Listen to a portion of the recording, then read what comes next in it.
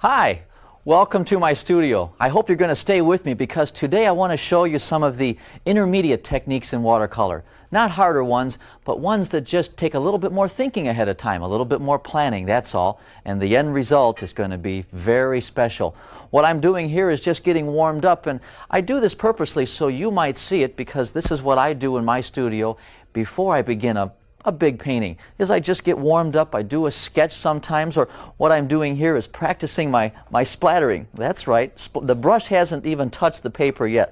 I'm just doing some splattering, and I've got a stencil. Well, I'll tell you about that stencil in a little bit, but I've got that stencil protecting the paper, and now I might come in here and put a few branches, just using the edge of the brush. I might use the round brush, throw some branches in here as well. We're creating a tree.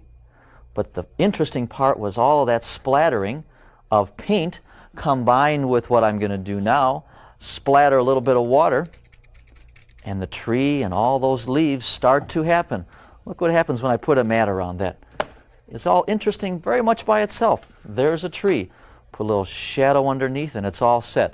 Well, that's a good way for you to get warmed up before you're going to start painting. Have a little rough sketch, have some fun, make it into a Christmas card, and you'll be the best one on anybody's list for getting one of your cards. Let me tell you about some of the brushes and paints and so forth, some of the materials that I'm going to use today for this painting. I'm using sable brushes. Now, one nice thing about sable brushes is that they bounce back, and you can paint with them, and they bounce back nice and straight. Also, they let you throw or splatter paint a little bit easier. So a good sable brush. Now, you don't need a lot of brushes. I'm going to use a 1-inch and a 1/2-inch brush. That's only 2, so just buy a couple of good ones.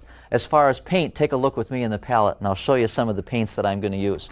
The most important thing about paint that you need to know is that you want to take fresh paint. That means every day you want to put out some clean colors and a lot of clean colors. And I've already done that, and I'll tell you the colors while you're there if you'd like to know.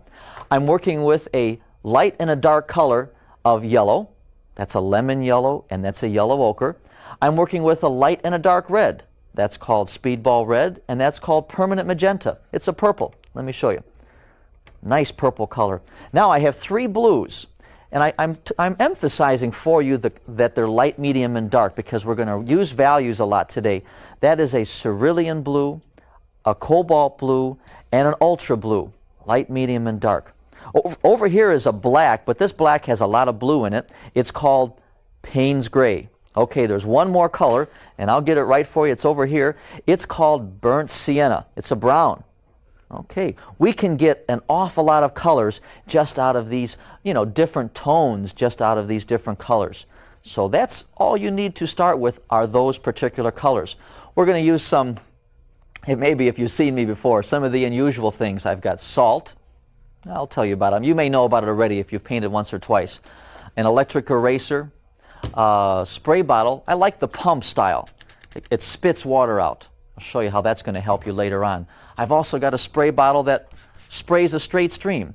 Take a look at the painting we're going to do today, and you get an idea how all these unusual techniques are going to make that scene up in Oak Creek Canyon in Sedona, Arizona come together. All of the splattering, all of the sprays, all of the salt.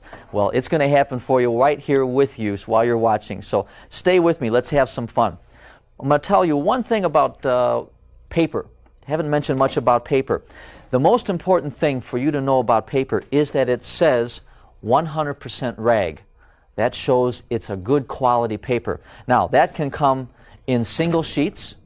It can come on a pad or a tablet. They call it a watercolor block. That means after you do the painting, after you're done and let it dry, you can peel off this sheet of paper. Just lifts right up. They're nice to work with when you work with the smaller size. Some of the papers that you work with, if they're a lighter weight, ask your clerk. They'll tell you at the store. They may have to be soaked in a bathtub. That's right, in a bathtub. And then while they're wet, we'll staple them down to a board. Now, you can take a look here. I have a lot of staples. And that's to hold the paper down.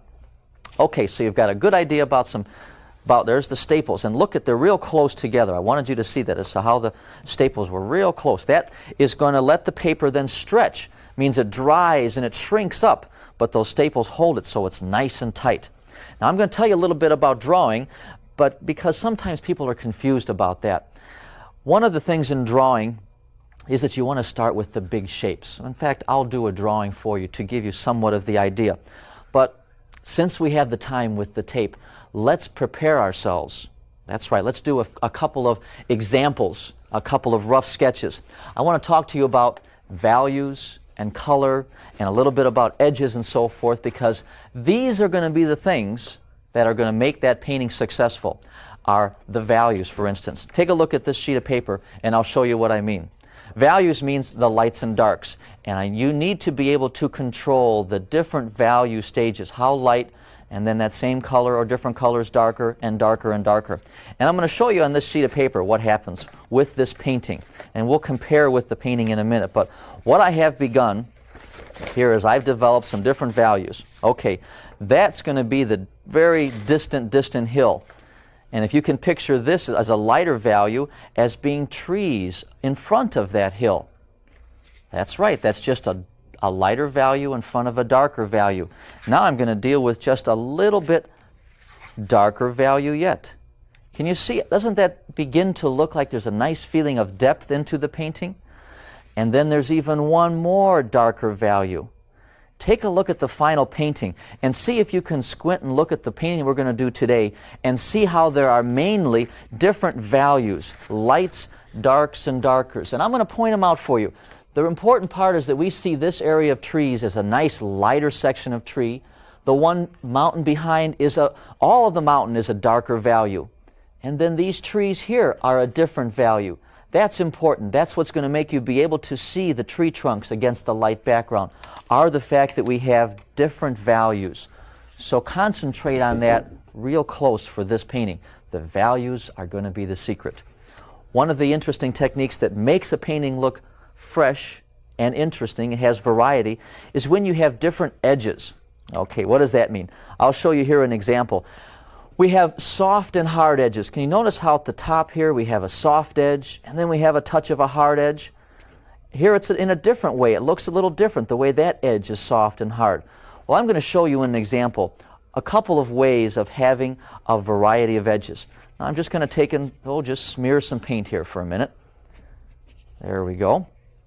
We're going to create an interesting design shape, meaning this, what might be a mountain at the other side of the lake, is going to be interesting looking because it has a nice shape to it.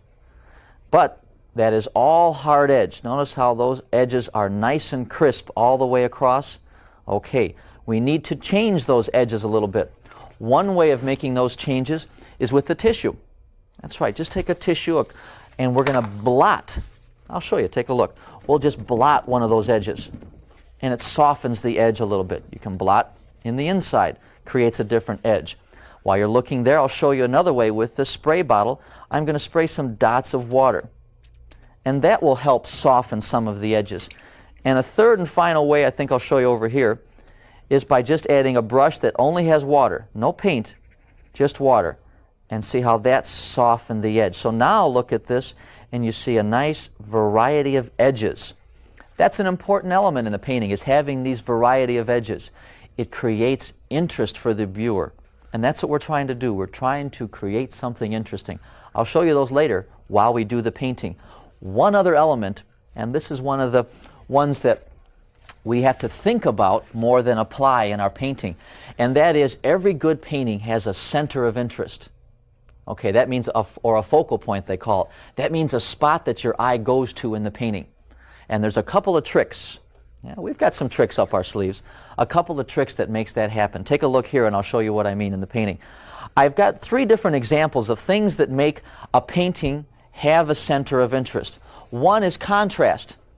If you look at that, you notice how your eye wants to go to that part of the painting. Or that's not a painting, but just that rough sketch. It's because we have a strong dark near our lightest light, which is in this case white. Okay, there's one way, and that's what I use for today.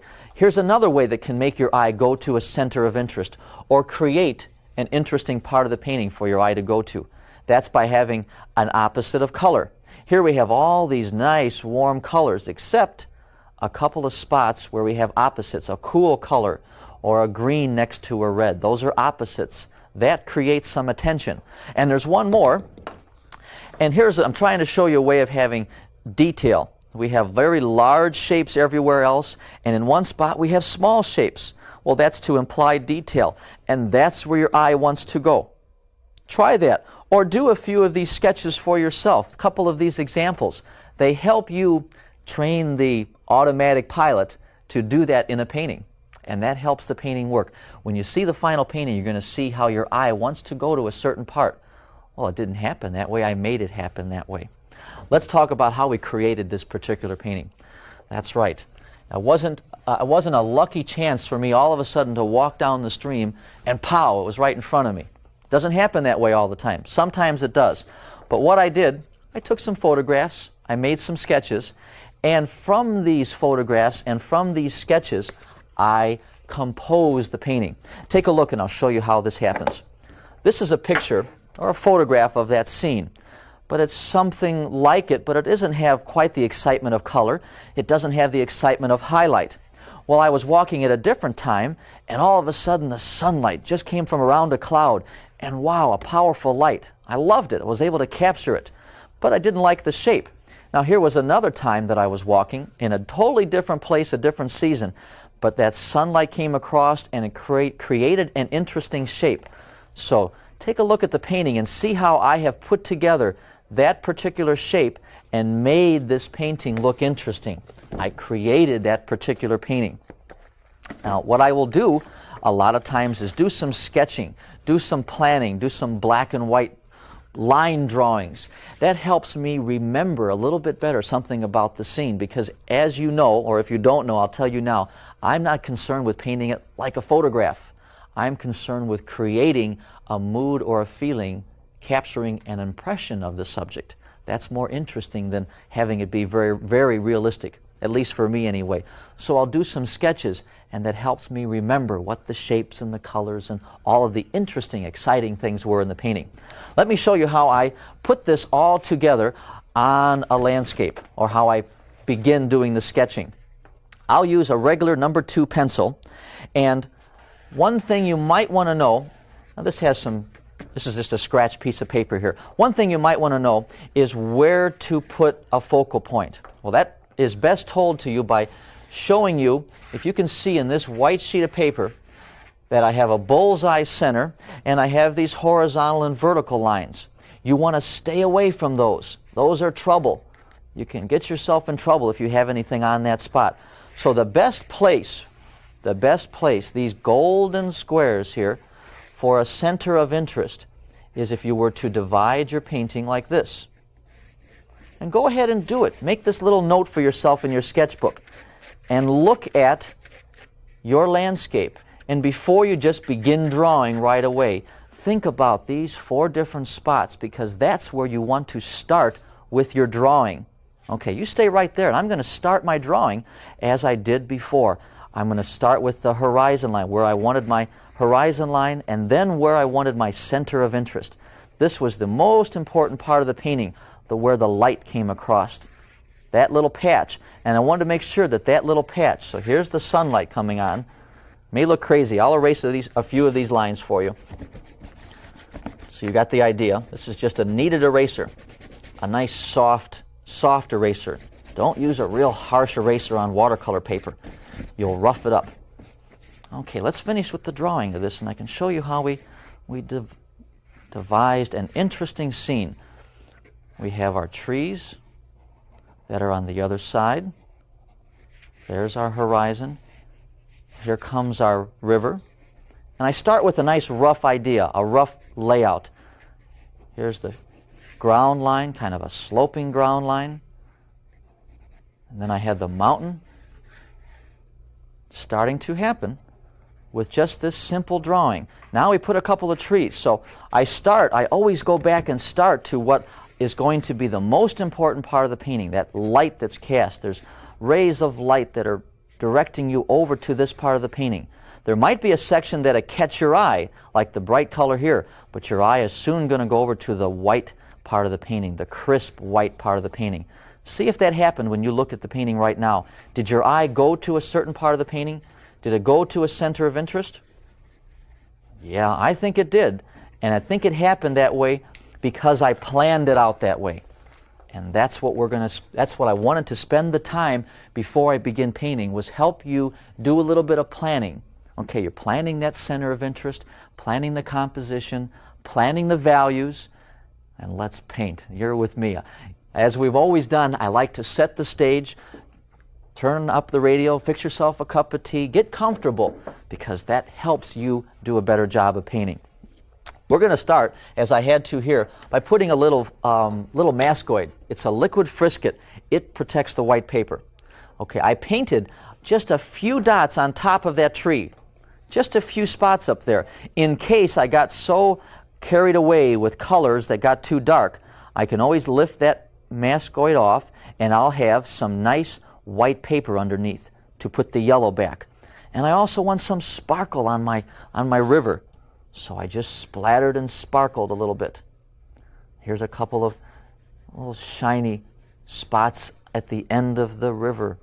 This was a beautiful little stream that had a lot of sparkle in it, had a nice mood to it, and that's what I want to say in this painting, is capture the mood of that sunlight coming across and capture the mood of the textures. So when you see the painting, you're not going to say, oh, there's a tree.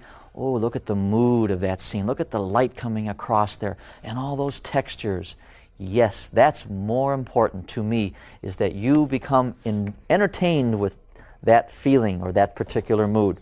And let's do it. We'll start off in the palette, getting some colors ready, having a variety of all those yellows and those blues. But I want to keep it real light tone. So think your lightest value first. That's what you have to do for this painting. So I've got a fresh bucket of water, and I'll clean off the palette even a little bit better. I want to have a good, bright, clean color, and that's one reason I work with those clean colors. And I'll put a little water here, and I'll pull over this yellow. Okay.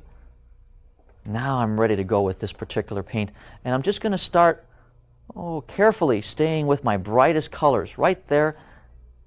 And then I'm going to go back to the palette, and come with me because I'm going to show you a couple of color changes that I'm going to do. I'll put some of my cerulean blue in there a little bit to change the color just a touch. And I might even take some of this Payne's gray and touch a little bit of the yellow here. So I'm creating a couple of different colors. I may even take some of this cobalt blue and find a nice, clean, fresh spot somewhere on the palette for some clean color. Okay, now, we already used the yellow. How about our other yellow? Yeah, let's try that a little bit. We're changing the colors. Now I'm ready. We can go back to the painting, and I'm going to just keep adding some different color changes as we go along. There. Now you can stay there because all I'm doing in the palette is going back and forth, picking up those different colors that I showed you, and coming over here quickly and going ahead and painting. Every now and then I might splatter a little bit. Now the most important part is right in there, so I'm going to keep my colors their brightest right in there. That will hold your attention. I might have a few of these same yellows on another spot, but not as bright, not as fresh. That's going to keep your attention over here. Now I'm just keep picking up a few of those different color changes. I have probably set out a rule that my students in my workshops remember, is I try and tell them every 2 inches change the color.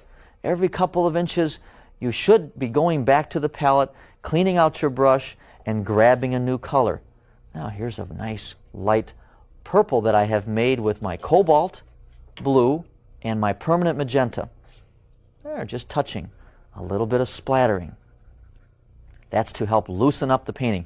Remember I talked about edges, so now I'm going to start concerning myself with changing the edges. I'll use the spray bottle a little bit, or I'll use a brush that just has fresh, clean water in it and just touch a few spots. You may not see it a real lot with those light colors, but get in the habit of changing the edges so there's some nice variety. How about some of this soft blue over here? Now these are light values. What you can do for yourself is take a look at this painting and somewhat squint. I think what I'll do here, a lot of times you might seem to see me pick up in the palette, looks like I've got a muddy color. Well, even with all of this water that I have here, I'm going to show you something. I'm going to take and put fresh water right inside what looks like a mud puddle and take fresh color. Now it looks like you may think this color is going to be muddy, but it's not. That's going to be a nice fresh color. What I'm doing is putting a puddle of water in here, picking up a new color, and look, it's a perfectly clean color. It may seem like it's going to be affected by many of these other colors, but it won't unless I start enlarging the circle. Now compare that red. You can see how that red is a little bit grayer than this brighter red. Well, that's the way I work my palette.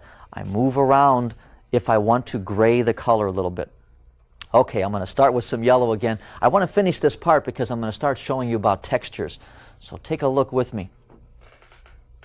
I want to just get these colors to be not as bright as the ones over here. Okay, now I'll do the same thing as I did before. I'll splatter, and I'll start moving across the page a little bit. Sometimes I'll tap my finger and splatter, just to break up or create some variety. There, doesn't that start to create a little bit of variety? That's blending in because everything on the paper right now, or I should say all of this area where you see color, is still real wet. And then we can also, since it's still wet, we can just put some regular table salt. That's right, I'm just going to splatter some salt. Now, one of the problems that using salt can create is it can absorb. Of course, that's what I want it to do, is absorb water, and I want it to absorb paint at the same time. It's going to create little blossoms. But don't put it everywhere the same. I put a lot in one spot, and you can see those little black dots. That's the salt. I won't put any here, but I'll put some over on the other side. I'm adding some variety. I put variety in all parts of my painting. That's what is going to make it look interesting, is having that variety. Okay. We can also splatter some color on top. This is a way that I sometimes fix a painting. If I didn't like the color I put down, I don't take the brush and push it on the paper like that. I try and splatter it. You can compare what happens when you splatter a color compared to when you're pushing it down. Notice how this is a little bit brighter than where I push the brush on the page. The splattering even works to help the painting, help that come alive.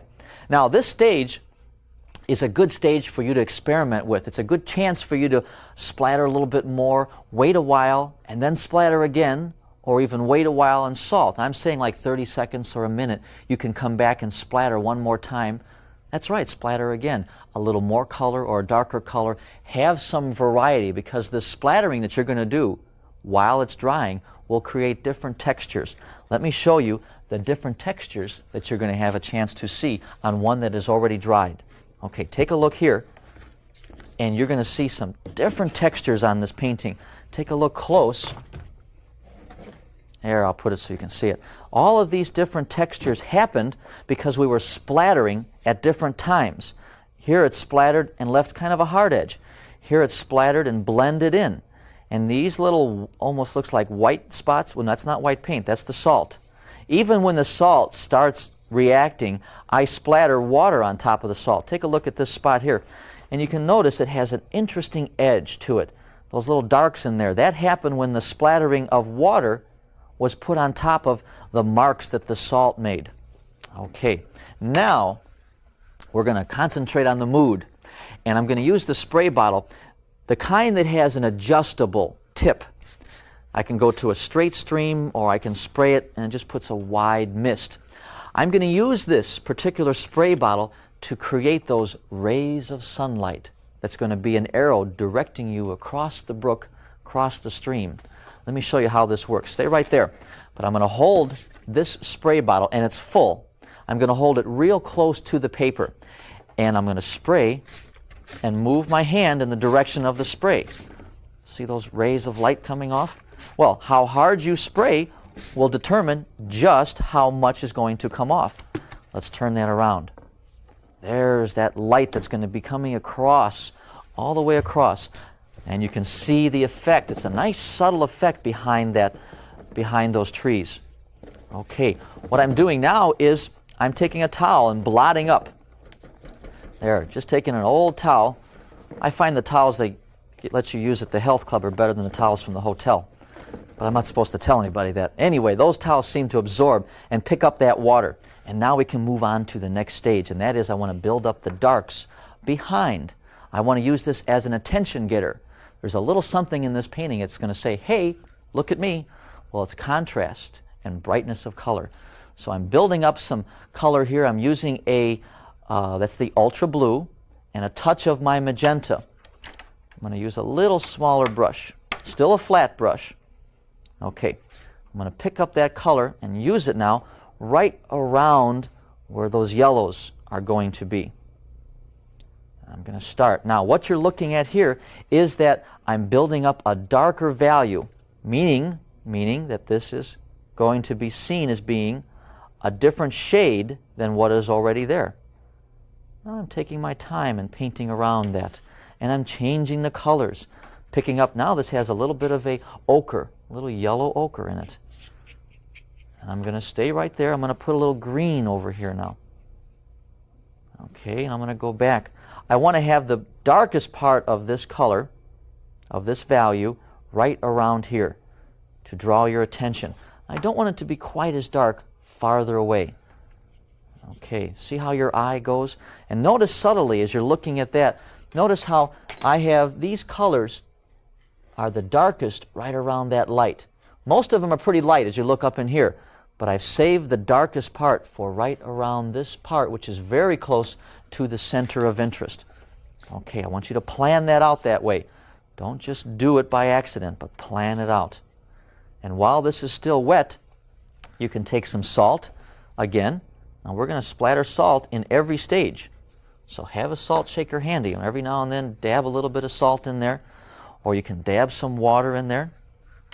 That's going to create some textures for you.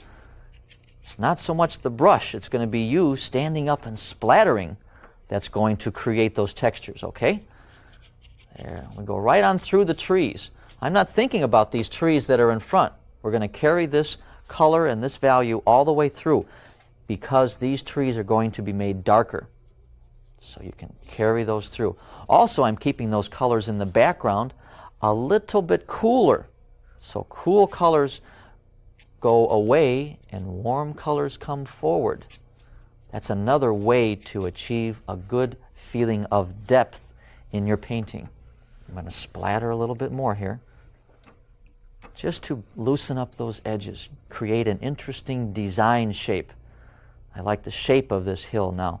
It's not a straight line, a little more interesting. Okay, while that's still wet, do as you've done before. We're going to splatter paint again. Not too dark. If you feel it's too dark, use your brush on a towel and then just pick up some paint. Okay? That's all you need to do. Or if you feel it's too dark, another way of making it lighter is by splattering water. Now this is just water that I'm going to splatter. And that will help lighten up that part of the painting because there's water in there. See those blossoms that are happening? That's the water that's reacting. So there's a different kind of a blossom with water, and there's a different kind of a blossom with salt. And the reason I'm creating these blossoms is to make the painting look interesting and create some variety of edges. Okay, we're almost done with this stage. A good rule of thumb to follow, see all those little textures and blossoms? You think it's leaves that I've painted, and it's only the splattering that I have done. Okay, one important thing for you to do, and you probably know this, so I'm going to just remind you as a matter of course, is to always dry between these different stages. And I broke it down, as I mentioned, into about 5 stages. Be sure and dry it. And take a hairdryer if you want, and hold it back as you normally would, and dry it. Don't hold it real close. Take a look at it real close, and I'll show you what happens if you hold this hairdryer too close. Aha, see how you push the paint? No, you want to hold it back farther away.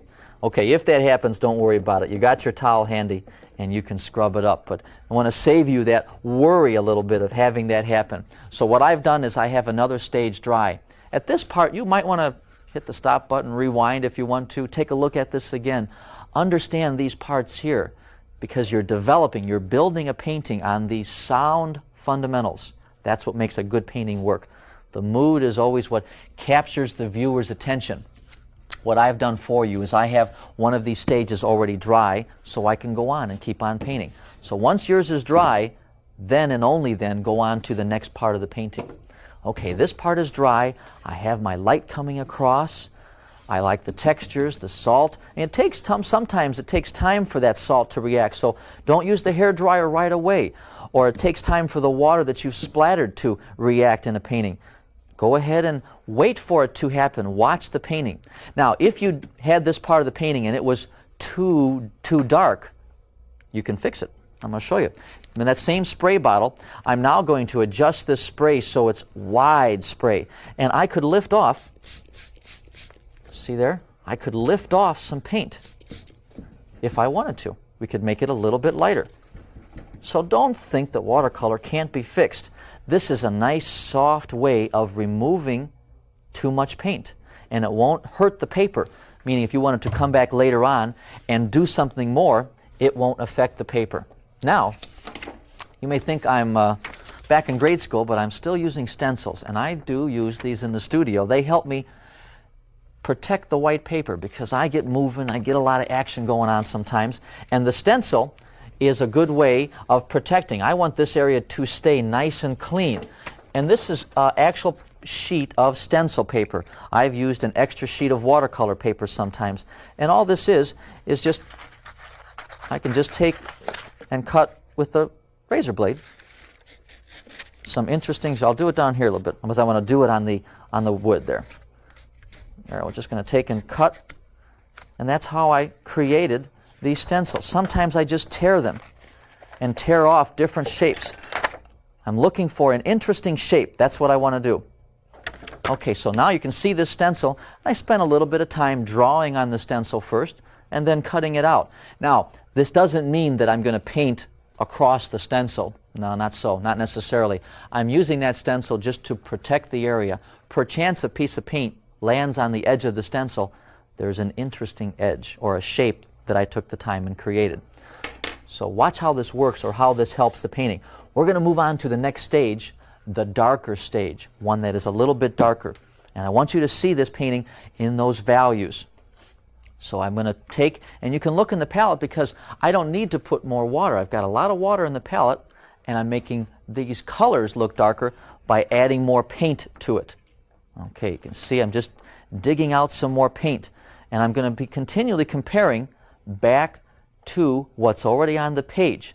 Okay, let's take a test. We're going to take this color and test it out, and I'll dab it on here in a couple of spots. Those are going to be the trees, but I want to look at those trees in comparison to how dark this is and how dark that is. Yes, they're darker, and they're darker than that, so that's okay. Then go ahead and splatter. And you can just have some fun at this part of the painting. But the more splatter and all those different dots of paint combined with dots of water, just the spray bottle, that's the pump style, just dots of water, are going to make leaves happen. That's the idea. So I want to also change the color. So look in the palette and let's make sure you have a nice variety of color available. I've got the cerulean blue with a little bit of that yellow, my lemon yellow. I've got the cobalt blue in a different spot, the ultramarine blue over here in a different spot, and now as well my Payne's gray. Now that's a pretty dark looking color, but with a little bit of yellow, look at the nice green that comes out of there. Okay, that's the colors. Those are some of the variety of cool colors that I want to use in this painting. Okay, now I think I'll start with this blue-purple and splatter a little bit of it. You might see a big puddle sometimes, and it's a little hard for you to see it there, but there's a puddle. And I'm just using my brush to pick up that puddle. I don't want that puddle to fall down. I don't have as much of an angle on my paper when I do the splattering. I somewhat lay the paper pretty well flat. Okay, we're just going to splatter on here, and let's get going. We can do some painting. Keep changing the colors. Nice, interesting colors that are only darker than what is on the paper. I want to save this so I can come back and even make another darker yet part of the painting. This is also a good exercise to teach you a little bit about color. Instead of doing all these charts, you can find what happens when that touch of a green comes with a touch of that permanent magenta. I'm just picking up with my towel the puddles here. But you can see some beautiful colors start to happen. The particular time that I was there in the canyon was the change of seasons. So I want to put a little bit of an accent of a warm color at the top of the trees. Some of my yellow ochre, a touch of my red. You can see the seasons start to change. Notice the little warmth at the top of those trees? Well, now's the time to put them on there. We're showing some autumn about to happen. So just splatter a little bit. And I'm going to carry across. Many, many color changes. That's what's important for this painting. Are nice little color changes. That doesn't mean you have to have red, then green, then blue.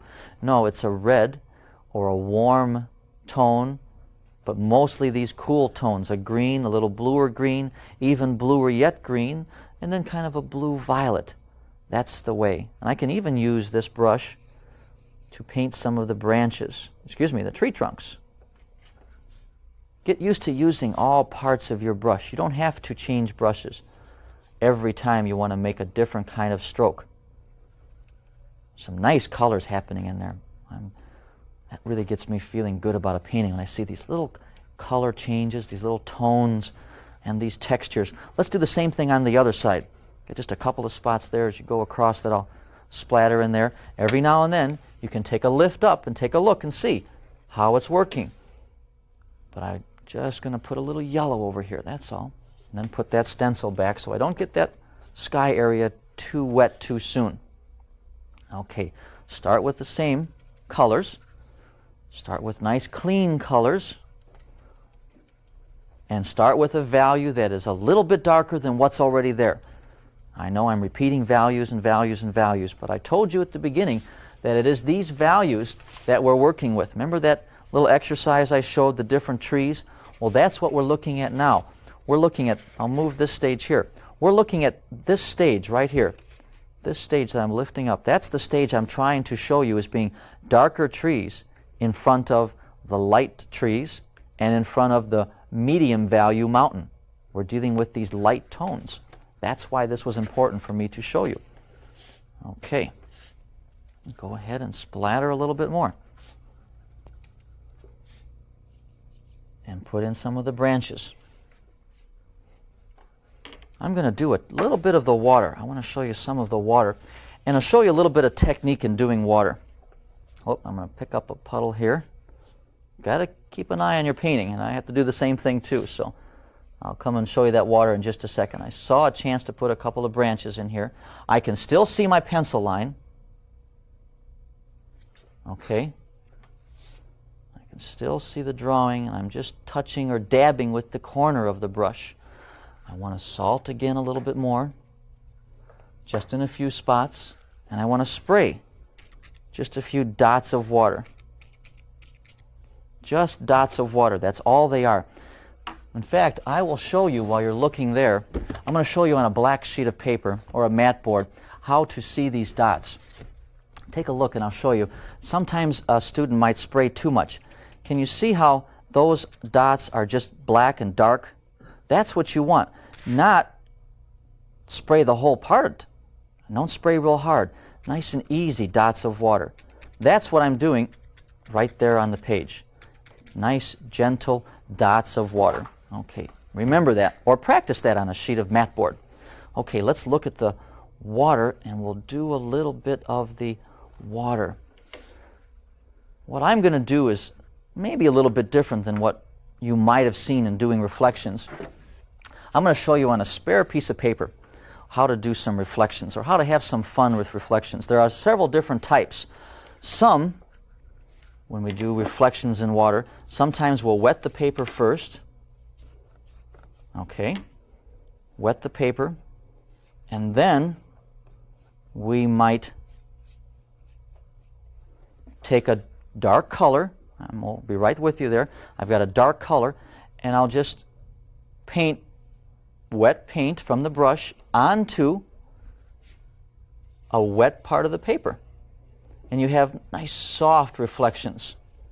Another way of doing reflections, I'm going to do it here now, is when the paper's dry. I put this color of yellow down, it's dry, and now we have a little different look to the reflections.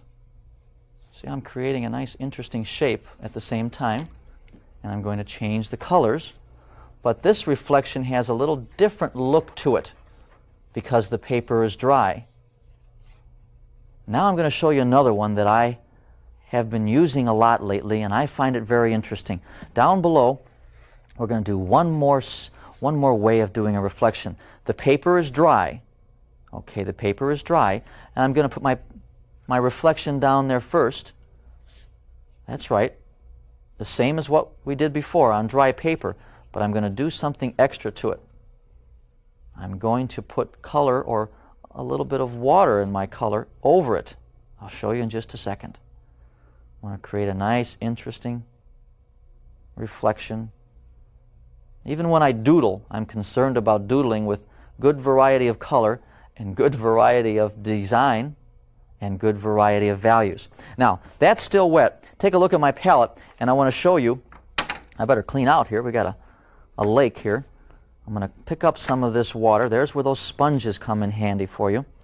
Let's clean out the palette, and we're going to put a light tone, meaning I'm going to have a fresh bucket of water, and I'm going to put some of that water into the middle and pull out some nice light yellow. And this is pretty light and pretty wet. Okay, we're going to take this. Now we're going to go back to this sheet of paper. And this is starting to dry. And I'm going to take them very softly. I mean very, my brush is going across my hand, nice and soft. That's the same thing I'm doing on the paper. Just gently putting that color across those reflections. And it tends to soften them up a little bit, or soften them in parts where they become real soft looking. When that dried, that's what happened. We had parts that looked very dry and parts that got fuzzy and different variety of edges just because we put then water on top of our reflections. So practice these three different ways. We have the way when it's wet and we put a wet wash over, when it's dry on top of dry paper, and when it's wet on top of wet paper. And we'll put this to work for our painting. Okay, still have it here. We'll do some reflections. I'm going to leave these trees on the other side go for a little bit. I want to work on the reflection here. So I'm going to start out with first, way in the distance. That means I'm going to start with light colors then. So I've got my lemon yellow and I've got my cerulean blue. Okay, let's take that light tone and put it over way in the distance. And I've changed the color again. Another color change. And stay there because I'm just gone back for a real quick change of color. Okay, we have those light tones in the distance. Now, I'm going to build up that same way of doing the reflection with painting the reflection first. And then I'll paint the sky or whatever else is coming through. See how there's nice soft and hard edges? This is really what I'm looking for achieving, is how you can see there's a softness, and then right next to it there's kind of a hard edge. There's a variety of edge. Over here you can barely see where I put that reflection down. Here it's softer, and there it's harder. Variety of soft and hard edge. It makes a reflection look interesting and wet. That's what I'm trying to do right now. Just dragging the brush down. There we go. We can start with, I think, a little darker color up close to the shore. That means just more paint. So it's the same Payne's gray, a little bit of my lemon yellow, and a touch of my ultra blue, because the reflection is darker closer to the object that's creating the reflection. And I'll paint around a rock or two. I'm still going to leave some of those dry spots to put color on over in a minute. Okay, let's move over to the left side, and we'll take this reflection and accent it over there as well.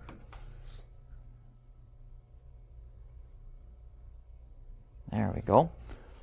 Start with it darker at the shore. Okay, and now just added more water right into the same color that I had. You can take a look in the palette and I'll show you what I had there. This was the color I started with, was the Payne's gray and the lemon yellow. And that's what I was painting with. All I did then was to clean my brush and add a little bit more water to that same color. And now it's a lighter value, and I'm ready to go over here and put it down. So we just added some water in the palette to those colors. Now I'm just going to pick up a touch of that blue, and now I have a touch of permanent magenta with it. Look at those nice little color changes. That's what we're looking for. Okay, I want to just do a couple of reflections coming across here. This is an interesting way of getting your eye to that part. Okay, now while that is still wet, but maybe parts are a little bit drier, now is when I'm going to come and put a real light, soft yellow, and I'll change and put a real light, soft cerulean over that part of the painting. Now the reason I say to put the brush down softly is I don't want to rub and disturb those brush marks that I already made. Let's do it across here, and we'll have a nice soft tone coming across. There we go. So you're creating variety of these edges, a nice wet look to the reflections.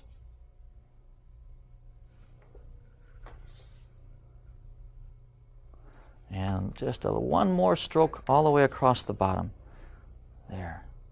Sometimes I'll even just use water and have that happen. But look at how you have a hard edge and a soft edge and soft. Here's a nice hard edge here, and these all are soft.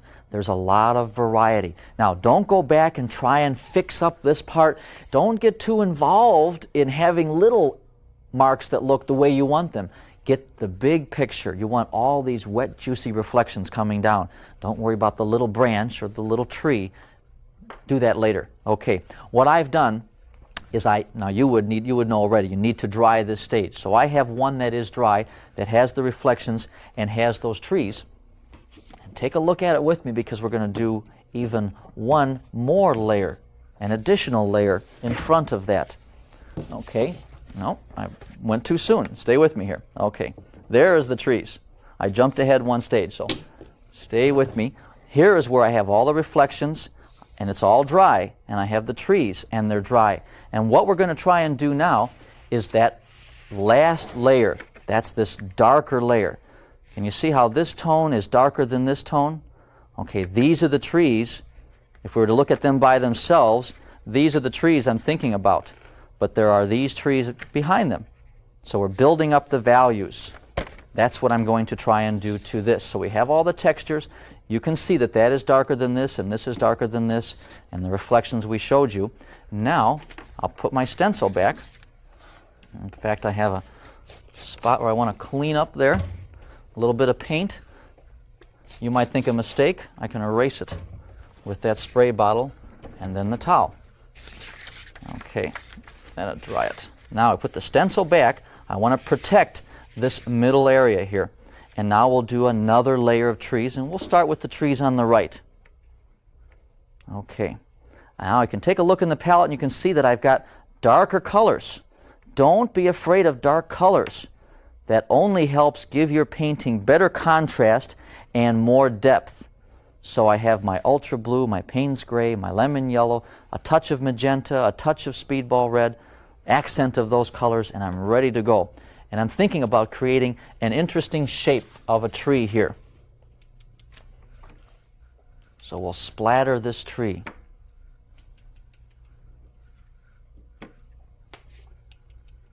Okay, keep changing the colors. There you go. Now I'm into the greens a little bit.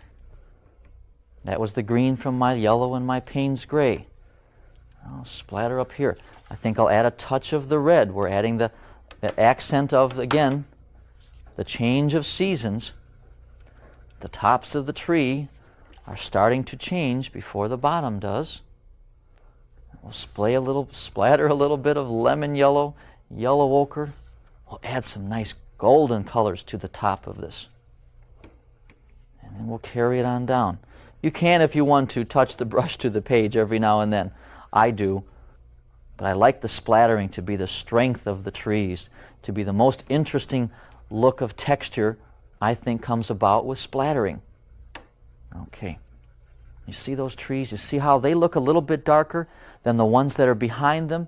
That's because you're looking at a strong, darker value to this tree than to this tree. All of this tree is darker than these behind. It's the same colors, except for the real light blue we're not using. Okay, now I'm going to use a round brush and start pulling some of the paint that's already there, pulling it down. Yes, that's right. I'm going to pull that particular color right down. I might have a little bit of a warm tone, a little bit of a burnt sienna, but I don't want a perfect brown tree trunk. And I can splatter a few more over here. How's that? So you can start creating some interesting shapes as long as you have the right value, that's how dark, and the right changes of color. I'll use my other branch, my brush for that particular part. See, the stencil is not, I'm not using it to stop the paint. It's just protecting a white spot. So it's helpful. We'll do the trees over on the other side. And we'll start with the same colors. I might start with a little bit of the warm color. Close. It's a little bit of the red, now some of my yellow ochre. But I'm making real sure that most of the tree is going to be a dark tree. So it looks like a tree that's closer. Now, a lot of times, students get so caught up in saying, I covered up something I like so well. If you like something so well way over in the corner, cut off the rest of the page and just save that. You can't get too caught up or worry too much about what's happening in the corners, meaning not too much detail. So just learn or remember how you captured that, and then later on you can come back and do it again in another painting in the middle. Okay, don't worry about those spots. So you'll see, if you can notice, I'm putting a lot of splattering in one area and then a little splattering in another. And as always, I'll still speckle some water. And I showed you, you can remember how that works. And we'll pull the branches down. I'm doing the branches right now because I want the color of the branch to take on some of the color of the leaves on the tree. Okay? There. We can just have a few long branches over on one side. We could take a peek now a little bit and see what's happening. I can come in here with a couple of branches. Accent a few lines and a few branches. Not too many. Too many branches doesn't say that it's a tree. Too many tree trunks. You don't want to see all the trees in the forest. You want to see a suggestion of trees in the forest. If you remember the picture, which I've got some paint on, but I'll still show you, the picture showed, way too many trees. Lots and lots and lots and lots and lots. I want to just have a couple of the trees. Okay. Now I want to block in some of the color of the field.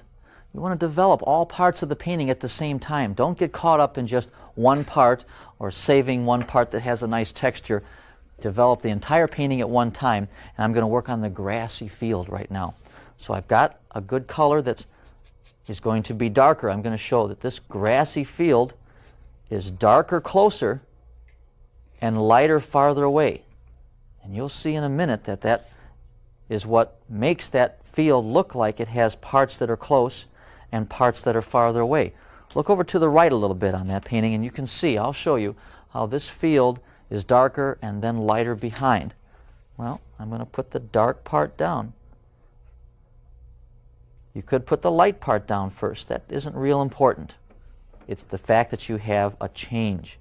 And I might paint around a couple of rocks. Okay. Do the same thing on the other side. Now remember, I have the mascoid here. So you don't have to worry about painting exactly where you want those blades of grass to be standing up in the white part of the painting. Okay, we're going to make it darker closer. And just splatter as well, as the same as you did when you did the trees. Changes of color, variety of color, that's what makes it look interesting. Okay, good dark value will make the light later on when we peel off that particular mascoid. This is again that part where you have to stop. It's a good chance for you to get back and look at it from a distance, analyze it, put a mat around it. If you want to make any changes, then change it before you go on to the next stage. I like this because they're good and dark against the trees that are in the background light. And we'll take only a minute and wind it up because I have another one that's dry. And take a look with me. You notice that everything that's there has a different value. We have a different dark, different changes. Now we can take off. This is dry, so okay, I'm just reminding to make sure that you were to dry it if you had a hair dryer, or take the time and dry it. Now I'm going to peel off that mascoid with a rubber cement eraser. That means I'm just going to rub. And remember I put a few spots up in the tree? Remember I had it over here where the sunlight was? Now the painting is going to start to sparkle. We still have those rays of light going across. We're not done yet. Got a couple of dots of mascoid that even landed up there. Now I want to help you see that particular part of the painting even better. So what I'm going to do is tone the sky. So that will make, and I'm just putting some of my cobalt blue that you see there. That's just the cobalt blue, and I'm making sure it's soft and diluted, somewhat of a medium value. And I'm just going to create some shapes of clouds, real loose. Don't spend a lot of time. That's not important. This is not a painting of clouds. But also, you see what I'm doing now? That's important. I'm taking and blocking out the whites. I'm eliminating a lot of the white. Even over here I'm going to eliminate in the background. You can see here how dark that is. It was real light there. I want you to darken that a little bit. And don't worry about going all the way through the trees. Okay, do the same thing on the other side. And this is going to help the painting really make that area of light stand out. You can also use your spray bottle and just soften a couple of edges of a cloud. Now, before we go, we have to take and put a nice bright yellow right here. A nice light yellow. We're helping develop the center of interest. I might take a little warm color and put a little warm tone in there. I'm not going to cover up all the white. And just a little, don't worry about rocks. Leave them light, just put a light tone on them. See how that works? Okay, the real success for this painting was, and stand back because I'm going to put a mat on there, the real success for this painting were the values. That's exactly what makes this painting work, were the values. And that's what I want you to concentrate on for this intermediate stage, is concentrate on different values, a lot of color, a lot of fun, and you're getting better all the time. So thanks for watching. Hope to see you again.